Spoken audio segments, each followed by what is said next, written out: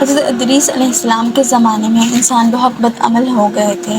فرشتوں نے بارگاہ الہی میں عرض کیا کہ مولا، انسان بہت بدکار ہے اور یہ خلافت کے لائق نہیں، انہیں معزول کر دیا جائے یا کم از کم یہ خلیفہ رہیں اور ہم وزیر، تاکہ ان کے بگڑے ہوئے کام سنبھال لیں۔ رب تعالیٰ کا ارشاد ہوا کہ انسان کو غصہ اور شہوت دیا گیا ہے، جس سے زیادہ گناہ کرتا ہے۔ اگر یہ چیزیں تم کو ملے تو تم بھی گناہ کرنے لگو۔ فرشتے بولے، مولا کریم، ہم تو گناہ کے پاس بھی نہ جائیں، خواہ کتنا ہی غصہ اور شہوت ہو۔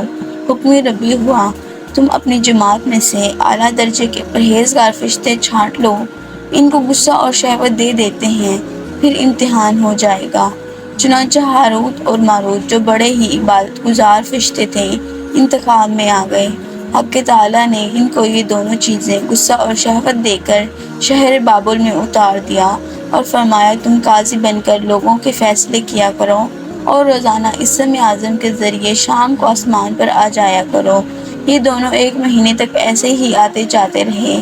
اتنے عرصے میں ان کے عدل و انصاف کا عام چرچا ہو گیا اور بہت مقدمے ان کے پاس آنے لگے۔ ایک روز ایک نہایت حسین و جمیل عورت، جس کا نام زہرا تھا، یہ ملک فارس کی رہنے والی تھی، اس نے اپنے خاوند کے خلاف مقدمہ دائر کیا۔ یہ دونوں اسے دیکھتے ہی اس پر عاشق ہو گئے، اس سے برے کام کی خواہش کی۔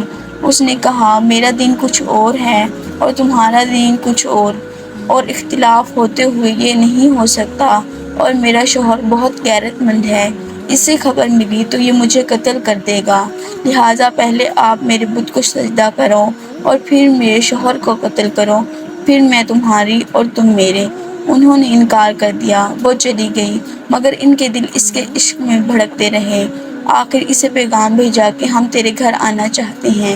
سر آنکھوں پر یہ دونوں اس کے گھر پہنچ گئے۔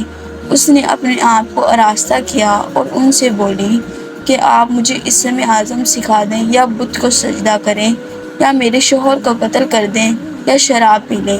انہوں نے سوچا، اسم اعظم اسرار الہی ہے، اس کو ظاہر کرنا بہت بڑا ظلم ہے، بت پرستی کرنا شرک اور قتل حقوق العباد، لاؤ شراب پی لیں۔ چنانچہ شراب پی لی۔ جب شراب پی کر مست ہو گئے، زہرا نے ان سے بت سے سجدہ بھی کروا لیا، اپنے شوہر کو قتل بھی، اسم اعظم بھی پوچھ لیا۔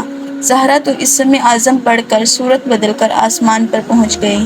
حق تعالیٰ نے اس کی روح کو زہرا ستارے سے متصل کر دیا اور اس کی شکل زہرا ستارے کی ہو گئی۔ جب ان کا نشہ اترا تو یہ اسم اعظم بھول چکے تھے اور اپنے کیے پر نادم و شرمندہ تھے۔ حق تعالیٰ نے فرشتوں سے فرمایا کہ اب میری تجلی سے دور رہنا۔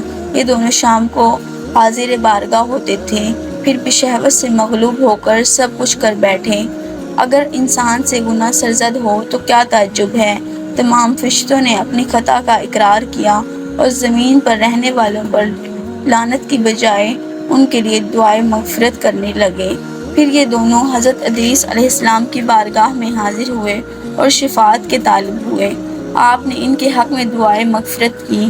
بہت روز کے بعد حکم الہی، ان کو اختیار دیجیے، یا دنیاوی عذاب قبول کر لیں یا آخرت کا۔ حضرت ادریس علیہ السلام نے انہیں حکم الہی پہنچایا۔ انہوں نے عرض کی، یا نبی، دنیا کا عذاب تو فانی ہے اور آخرت کا عذاب ابد تک ہے، ہم کو دنیاوی عذاب منظور ہے۔ چنانچہ حق تعالیٰ نے فرشتوں کو حکم دیا کہ ان دونوں کو لوہے کی زنجیروں میں جکڑ کر بابل کے کنویں میں اونگا لٹکا دیا جائے، اور اس کنویں میں آگ بھڑک رہی ہے اور یہ لٹکے ہوئے ہیں۔ فرشتے باری باری ہر وقت ان کو کوڑے مارتے ہیں، سخت پیاس سے ان کی زبانیں باہر لٹکی ہوئی ہیں۔